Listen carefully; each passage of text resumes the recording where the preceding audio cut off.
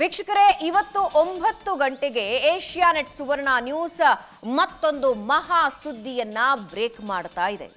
ನನ್ನ ಮಗಳ ಅಸ್ಥಿಗಳನ್ನ ಹುಡುಕಿ ಕೊಡಿ, ಹಿಂದೂ ಸನಾತನ ಧರ್ಮದ ಅಂತ್ಯ ಸಂಸ್ಕಾರದ ವಿಧಿವಿಧಾನದಲ್ಲಿ ನಾನು ಅಂತ್ಯ ಸಂಸ್ಕಾರ ನೆರವೇರಿಸ್ತೀನಿ ಅಂತ ಸುಜಾತಾ ಭಟ್ ಇಡೀ ಕರುನಾಡಿನ ಮುಂದೆ ಅಂಗಲಾಚಿ ಬೇಡಿದ್ರು. ಅದಾದ ನಂತರ ಒಂದು ಫೋಟೋನ ಕೂಡ ರಿವೀಲ್ ಮಾಡಿದ್ರು.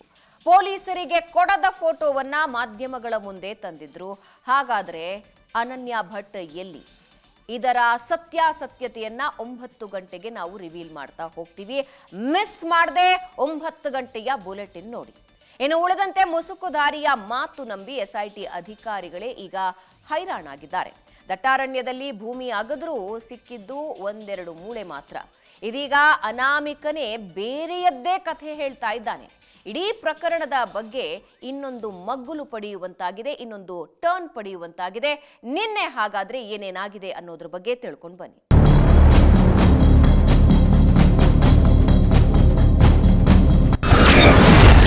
ಧರ್ಮಸ್ಥಳ ಬುರುಡೆ ಕೇಸ್ಗೆ ಬಿಗ್ ಟ್ವಿಸ್ಟ್. ಸತ್ಯ ಕಕ್ಕಿದ ಮುಸುಕುಧಾರಿ ಇನ್ಮುಂದಿದೆ ಮಾರಿ ಹಬ್ಬ.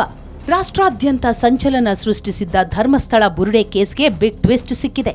ಒಳ್ಳೆ ಹೀಮ್ಯಾನ್ ರೀತಿ ಮಾಸ್ಕ್ ಹಾಕಿದ್ದೇನು, ಇಲ್ಲೇ ಶವ ಹೂತಿದ್ದೇನೆ, 100 ಶವಗಳಿವೆ ಅಂತ ಪೋಸ್ಟ್ ಕೊಟ್ಟಿದ್ದೇನು. ಅನಾಮಿಕ ಹೇಳಿದಂತೆ ಧರ್ಮಸ್ಥಳದ ದಟ್ಟಾರಣ್ಯದಲ್ಲಿ ಈಗಾಗಲೇ 17 ಗುಂಡಿ ಅಗೆದಿದ್ದಾಗಿದೆ. ಆದ್ರೀಗ ಮುಸುಕುಧಾರಿ ಉಲ್ಟಾ ಹೊಡೆದಿದ್ದಾನೆ. ಒತ್ತಡದಿಂದ ಸುಳ್ಳು ಹೇಳಿದ್ದೇನೆ ಅಂತ ಎಸ್ಐಟಿ ಮುಂದೆ ಬಾಯ್ಬಿಟ್ಟಿದ್ದಾನೆ. ಈ ನಡುವೆ ಶವ ಶೋಧ ಕಾರ್ಯಕ್ಕೆ ಸರ್ಕಾರ ಬ್ರೇಕ್ ಹಾಕಿದೆ. ವಿಚಾರಣೆ, ದಾಖಲೆ, ಎಫ್ಎಸ್ಎಲ್ ವರದಿಗಳತ್ತ ಎಸ್ಐಟಿ ಚಿತ್ತ. ಮುಸುಕುಧಾರಿ ಹೇಳಿದ್ದಲ್ಲೆಲ್ಲ ಅಗೆದು ಎಸ್ಐಟಿ ಹೈರಾಣಾಗಿದೆ. ಆದರೆ ಸಾಕ್ಷ್ಯ ಮಾತ್ರ ಸಿಗ್ಲಿಲ್ಲ. ಸದ್ಯ ಸಮಾಧಿ ಶೋಧಕ್ಕೆ ಬ್ರೇಕ್ ಬಿದ್ದಿದ್ದು ಮುಸುಕುಧಾರಿಗೆ ಗ್ರಿಲ್ ಶುರುವಿಟ್ಟಿದೆ. ವಿಚಾರಣೆ, ದಾಖಲೆ, ಪರಿಶೀಲನೆ, ಎಫ್ಎಸ್ಎಲ್ ವರದಿಗಳತ್ತ ಚಿತ್ತ ನೆಟ್ಟಿದೆ. ಈವರೆಗಿನ ತನಿಖೆ ಅಂಶ ಮುಂದಿಟ್ಟು ಅನಾಮಿಕನ ಮತ್ತಷ್ಟು ವಿಚಾರಣೆಗೆ ಮುಂದಾಗಿದೆ. ಅನಾಮಿಕ ಹೇಳಿರುವ ವ್ಯಕ್ತಿಗಳ ಹೇಳಿಕೆ ಮತ್ತು ಮುಸುಕುಧಾರಿಯ ಹೇಳಿಕೆ ತಾಳೆ ಹಾಕ್ತಿದ್ದಾರೆ. ಯುಡಿಆರ್ ದಾಖಲೆ, ಪಂಚಾಯತ್ ದಫನ್ ದಾಖಲೆ ಪರಿಶೀಲಿಸುತ್ತಿದ್ದಾರೆ. ಸ್ವಚ್ಛತಾ ಕಾರ್ಮಿಕರು, ಪೊಲೀಸ್ ಸಿಬ್ಬಂದಿ, ಪಂಚಾಯತ್ ಸಿಬ್ಬಂದಿ ಕರೆದು ಹೇಳಿಕೆ ಪಡೆಯಲು ಮುಂದಾಗಿದ್ದಾರೆ. ಬುರುಡೆ ಬಿಟ್ಟ ಮುಸುಕುಧಾರಿಗೆ ಬಿಕ್ಕಟ್ಟು. ಅನಾಮಿಕರಿಗೆ ಉಲ್ಟಾ ಹೊಡೆಯತ್ತಾ ಬುರುಡೆ ಹಿಡಿದು ಪೊಲೀಸ್ ಠಾಣೆಗೆ ಬಂದಿದ್ದವನ ಮಾತು ಕೇಳಿ ಕಂಡಲ್ಲಿ ಭೂಮಿ ಅಗೆದಿದ್ದಾಗಿದೆ. ಬುರುಡೆ ಬಿಟ್ಟಿದ್ದನ್ನ ಒಪ್ಪಿಕೊಂಡ ಅನಾಮಿಕನಿಗೆ ಸಂಕಷ್ಟ ಎದುರಾಗುವ ಭೀತಿ ಶುರುವಾಗಿದೆ. ಬುರುಡೆ ಬಿಟ್ಟವನಿಗೆ ಬಿಕ್ಕಟ್ಟು. ಧರ್ಮಸ್ಥಳ ಕೇಸ್ನಲ್ಲಿ ಅನಾಮಿಕನೇ ಅಗೆದು ತಂದ ಬುರುಡೆ ಬಗ್ಗೆಯೇ ಅನುಮಾನಗಳು ಹುಟ್ಟಿಕೊಂಡಿವೆ. ಈವರೆಗೆ ಬುರುಡೆ ತಂದ ಜಾಗದ ಬಗ್ಗೆ ಅನಾಮಿಕ ನಿಖರ ಮಾಹಿತಿ ನೀಡಿಲ್ಲ. ಆತ ಹೇಳುವ ಅವಧಿಗೂ ಮತ್ತು ಆತ ತಂದಿದ್ದ ಬುರುಡೆಯ ಫಾರೆನ್ಸಿಕ್ ವರದಿಯಲ್ಲೂ ವ್ಯತ್ಯಾಸವಿದೆ.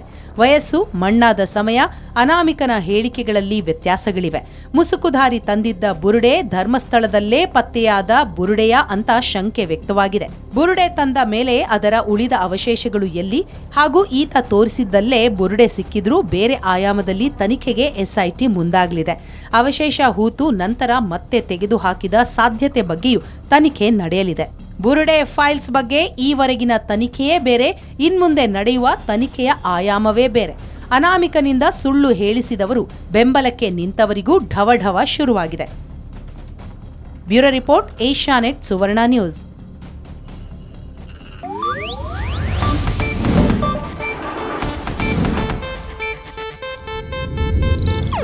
ಇದು ಏಷ್ಯಾನೆಟ್ ನ್ಯೂಸ್ ನೆಟ್ವರ್ಕ್ ಪ್ರಸ್ತುತಿ.